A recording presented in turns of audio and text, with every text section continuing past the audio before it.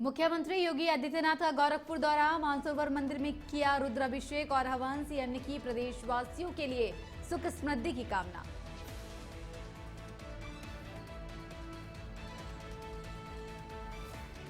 गोरखपुर में स्वास्थ्य मंत्री ब्रजेश पाठक ने की विभागीय समीक्षा बैठक। मीडिया से बातचीत के दौरान सपा प्रमुख अखिलेश यादव पर बोला हमला। मुस्लिम तुष्टीकरण की राजनीति करने का लगाया आरोप।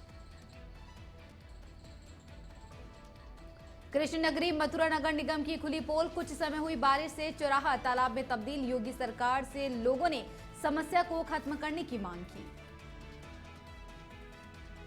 श्रावस्ती में बिना रजिस्ट्रेशन के चल रहे स्कूलों पर प्रशासन का शिकंजा। डीएम ने विद्यालयों का किया औचक निरीक्षण। जिला बेसिक शिक्षा अधिकारी को दिए सील करने के निर्देश।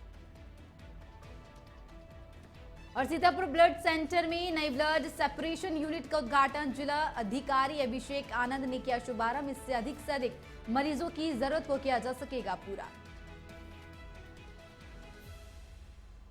वंदे भारतम नेशन 27 देख रहे हैं आप। मैं हूं आपके साथ ऋतुश्री पथरिया। नजर डालते हैं उत्तर प्रदेश की तमाम खबरों पर। उत्तर प्रदेश के मुख्यमंत्री योगी आदित्यनाथ 2 दिनों के लिए गोरखपुर पहुंचे हैं। यहां पहुंचते ही सावन शिवरात्रि के पावन अवसर पर सीएम ने अंधियारी बाग स्थित प्राचीन मानसरोवर मंदिर में रुद्राभिषेक किया और भगवान भोलेनाथ से प्रदेशवासियों के लिए सुख और समृद्धि की कामना की। बता दें कि गोरखनाथ मंदिर के विद्युत पुरोहितगण ने महामंत्रों का जाप कर रुद्राभिषेक कराया। रुद्राभिषेक के बाद मुख्यमंत्री ने वैदिक मंत्रोच्चार के साथ हवन और आरती कर अनुष्ठान को पूर्ण किया। इस अवसर पर गोरखनाथ मंदिर के प्रधान पुजारी योगी कमलनाथ, सांसद रवि किशन शुक्ल सहित अन्य लोग मौजूद रहे।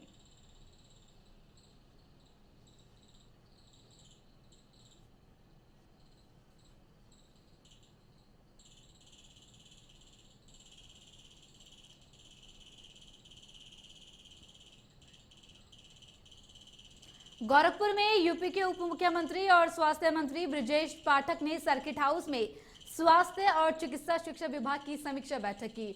वहीं बैठक के बाद स्वास्थ्य मंत्री ने सपा प्रमुख अखिलेश यादव पर हमला बोला है। संसद भवन के बगल की मस्जिद में सपा सांसदों के साथ बैठक को मुस्लिम तुष्टीकरण की राजनीति से जोड़ते हुए ब्रजेश पाठक ने कहा कि सपा को संविधान से कोई लेना देना नहीं है। सपा लगातार संविधान विरोधी कृत्य करती रहती है। प्रदेश की जनता इसे देख और समझ रही है।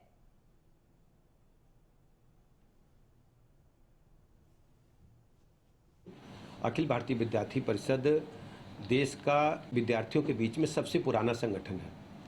अखिल भारतीय विद्यार्थी परिषद ने अपने गठन काल से ही भारत के छात्रों में, युवाओं में भारत माता की संस्कृति के साथ जोड़ करके उनके अंदर कूट कूट करके देश प्रेम की भावना भरना, समाज में युवाओं को मुख्य धारा में लाने के लिए, उनके जीवन स्तर को आगे बढ़ाने के लिए ज्ञानशील एकता के माध्यम से उनमें विकास करना और उनके जीवन स्तर को बढ़ाने के लिए लगातार काम करती रहती है। ये जिम्मेदारी अखिल भारतीय विद्यार्थी परिषद ने अपने कंधों पर ली है कि भारत और खासकर उत्तर प्रदेश के लिहाज से मैं कहना चाहता हूँ, उत्तर प्रदेश के एक एक युवा को, एक एक स्टूडेंट को भारत माता के प्रति समर्पित भाव से काम करने के लिए तैयार करना और भारत की संस्कृति, जो हमारी सनातन संस्कृति है, उसको दुनिया में पहुंचाने के लिए और केवल मार्कशीट अंक तालिका प्राप्त करने के लिए नहीं, हम ज्ञान के लिए जाने जाएं, ये विद्यार्थी परिषद। मथुरा से खबर, जहां कृष्ण की नगरी मथुरा नगर निगम की खुली पोल, कुछ समय हुई बारिश से तिराहा और चौराहा तालाब में हुए तब्दील। बता दें कि नगर आयुक्त की कार्यशैली पर सवाल उठे। नालों की नहीं हो रही साफ सफाई, तो वहीं सोशल मीडिया पर वाहवाही लूट रहे नगर निगम के अधिकारी। योगी सरकार से लोगों ने समस्या को खत्म करने की मांग की है। तो वहीं कृष्ण की नगरी की हालत देखकर श्रद्धालु भी आहत है और कहा कि नगर निगम में हो रहा है भ्रष्टाचार।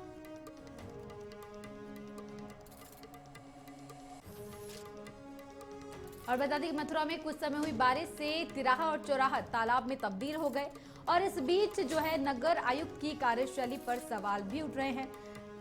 समय रहते नालों की सफाई नहीं हो रही है, जिससे पानी भर रहा है और सोशल मीडिया पर ये वीडियो जो है वायरल भी हो रहा है और नगर निगम के अधिकारियों पर सवाल भी उठाए जा रहे हैं।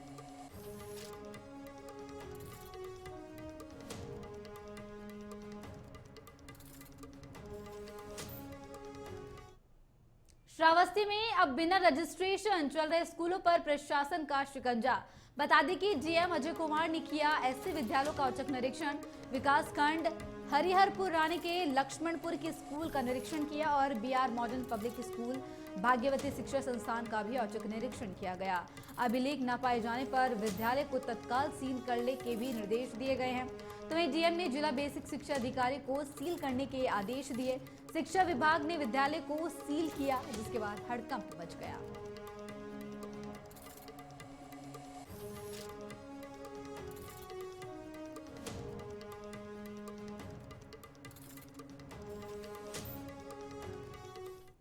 बदायूं के दातागंज तहसील के सराय गांव में एक अनोखी खोज हुई है। पंचतत्व पौधशाला में तालाब खुदाई के दौरान 6 फीट की गहराई से एक प्राचीन पंचमुखी शिवलिंग मिली है। यह खोज सैकड़ों साधु संतों की उपस्थिति में हुई। शिवलिंग संगमरमर के पत्थर से निर्मित है। पापड़ ब्रह्मदेव मंदिर के महंत परमात्मा दास महाराज के अनुसार यह शिवलिंग लगभग 300 वर्ष पुराना है। इस तरह की शिवलिंग आमतौर पर मां नर्मदा से प्राप्त होता है।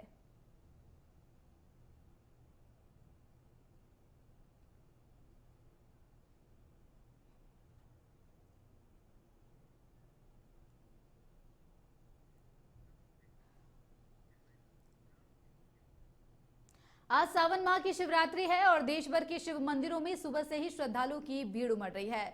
भक्त हाथों में गंगाजल, बेलपत्र और धतूरा लिए लंबी लाइनों में खड़े होकर भोलेनाथ का जलाभिषेक कर रहे हैं। तो कोई शिव की प्रतिमा कंधे पर उठाए दौड़ लगा रहा है। कंधे पर कावड़ लिए युवा समूह में दौड़ लगा रहे हैं। वाहनों पर भगवा झंडे लगाकर कुछ बाइक सवार कावड़िए बढ़े जा रहे हैं। तो वही पूरा कावड़िया मार्ग ऐसे दृश्यों से पटा हुआ है। इस बीच आज हमारी टीम बुलंदशहर के खुर्जा स्थित सिद्धेश्वर मंदिर पर पहुंची, जिसकी मान्यता करीब 500 से 600 वर्ष पुरानी बताई जाती है। यहाँ पर रात से ही कावड़ियों का तांता लगा हुआ है। कई किलोमीटर तक लंबी लंबी लाइनें भी लगी हुई है। यहाँ पे सिद्धेश्वर मंदिर पे काफी पूरी तरह से हम लोग तैयार हैं। जो भीड़ आ रही है उसको भी बहुत अच्छे से जल चढ़वाया जा रहा है और प्रशासन ने अपनी तरफ से सभी विभागों को यहाँ पे ड्यूटी लगाई हुई है, चाहे वो नगर पालिका हो या स्वास्थ्य विभाग हो या उद्योग विभाग हो, सभी की यहाँ पे ड्यूटियाँ लगी हुई हैं। बाहर एम्बुलेंस भी खड़ी है, मोबाइल टॉयलेट्स भी अवेलेबल है, खोया पाया एक सेंटर भी बनाया हुआ है। तो कोशिश यही है कि जितने भी कावड़िया आ रहे हैं उनको किसी प्रकार की समस्या का सामना ना करना पड़े और बहुत ही अच्छे से सभी भक्त दर्शन करके, चाहे स्थानीय हो या बाहर से आए हो, वो दर्शन करके आराम से जा सकें। 30 जुलाई है और दिन बुधवार है। आज शिवरात्रि का दिन है। और बता दें अभी हमारी मौजूदगी जनपद बुलंदशहर के खुर्जा के सिद्धेश्वर मंदिर है और यहाँ पर जो मंदिर है इसकी मान्यता करीब 500 से 600 साल पुरानी बताई जा रही है। और अगर यहाँ पे कावड़ियों की बात करें तो सुबह से यहाँ पर कई किलोमीटर की लाइन लगी हुई है और लगातार कावड़िया आ रहे हैं और जा रहे हैं। अगर व्यवस्था की बात करें तो चप्पे चप्पे पर यहाँ पुलिस मौजूद है और एसपी क्राइम नीरज कुमार जी यहाँ मौजूद हैं और खुर्जा एसडीएम प्रतिभा पांडे भी यहाँ मौके पर मौजूद है। सारी व्यवस्थाओं को जायजा ले रहे हैं ताकि कहीं किसी प्रकार की कोई चूक ना हो, क्योंकि अगर इसमें कोई चूक होती है तो ये बहुत ही भारी पड़ सकती है। आप देखें 27 बैजमोहन ठाकुर, बुलंदशहर, उत्तर प्रदेश। जालौन जिले में बजाज एजेंसी के सामने एक हाई वोल्टेज ड्रामा देखने को मिला, जहां एक युवती अचानक डायल 112 पुलिस वाहन के सामने सड़क पर कूद गई। इस घटना का एक वीडियो भी सामने आया है। हालांकि नेशन 27 वायरल वीडियो की पुष्टि नहीं करता। जानकारी के मुताबिक यह विवाद मां और बेटी के बीच का बताया जा रहा है। युवती ने अपनी मां पर कुछ गंभीर आरोप लगाए हैं।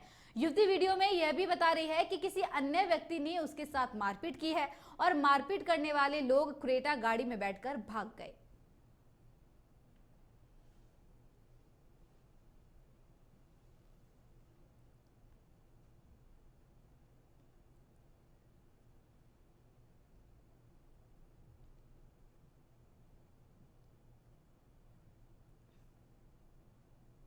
और बता दें कि जालौन में बीच सड़क पर एक युवती का हाई वोल्टेज ड्रामा देखने को मिला, जहां पर एक युवती 112 गाड़ी के सामने गिर गए और वहां पर ड्रामा करने लगी। बताया जा रहा है कि ये ड्रामा युवती और उसकी मां के बीच में किसी नोकझोंक को लेकर के उसने किया। बिजनौर से खबर बता रहे हैं, जहां सड़क पर कावड़ रखकर कावड़ियों ने किया हंगामा। तेज बाइक चलाने को लेकर के ग्रामीण से कहासुनी के बाद जाम लगा दिया। सूचना के बाद मौके पर पुलिस पहुंची। पुलिस ने समझाइश कर मामला शांत कराया। तो वहीं मंडावर थाना क्षेत्र के दयालवाला गांव की घटना है।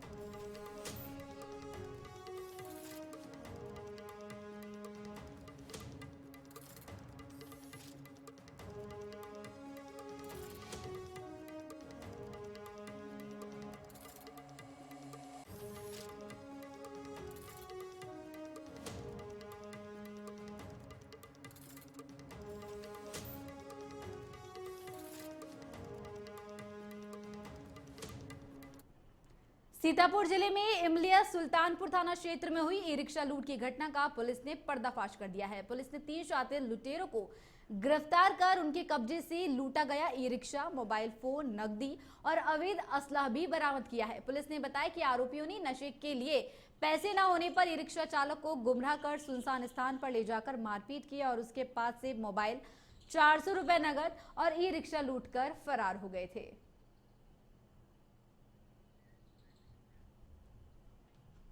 दिनांक 18/7/2025 को 3 व्यक्तियों द्वारा रोडवेज बस स्टैंड से ई रिक्शा बुक करके उसको हेमपुर चलने के लिए कहा गया और हेमपुर पुल को क्रॉस करने के पश्चात जो 3 लोग बैठे थे उसने ई रिक्शा चालक को बताया कि पुनः रोडवेज बस स्टैंड चलो। जब वो दोबारा वापस करके मुड़ने लगा तो उसको पुल के नीचे ले गए और उससे मारपीट करके उसका ई रिक्शा, उसका मोबाइल फोन और 400 रुपये छीन लिए। इस घटना पे पुलिस अधीक्षक महोदय द्वारा तत्काल टीम गठित की गई, जिसमें सर्विलांस और सीसीटीवी फुटेज के माध्यम से 3। हमीरपुर से खबर, जहां रपटा पार करते समय गहरे पानी में मासूम के बहने का मामला सामने आया है। लगभग 12 घंटे रेस्क्यू के बाद मासूम का शव बरामद हुआ है। तेज बहाव के बीच मामा और भांजा पार कर रहे थे रपटा। बाइक का संतुलन बिगड़ने से पानी में बहा था मासूम। गोताखोर गहरे पानी में मासूम को ढूंढने का प्रयास कर रहे थे। पुलिस ने मासूम के शव को कब्जे में लेकर पीएम को भेजा। मौदा कोतवाल इलाके के खंडे मोदहा बॉर्डर का है मामला।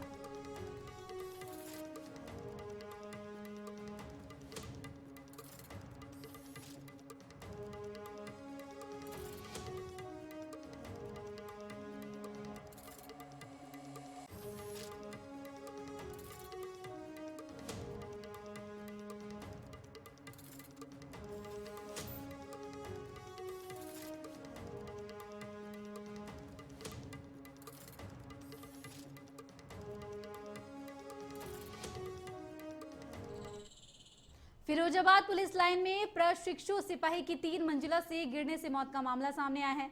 सिपाही का नाम तरुण कुमार निवासी M17 प्रताप बिहार सेक्टर 12 गाजियाबाद बताया गया है। इस घटना के बाद प्रशिक्षु सिपाहियों ने काफी देर तक हंगामा किया।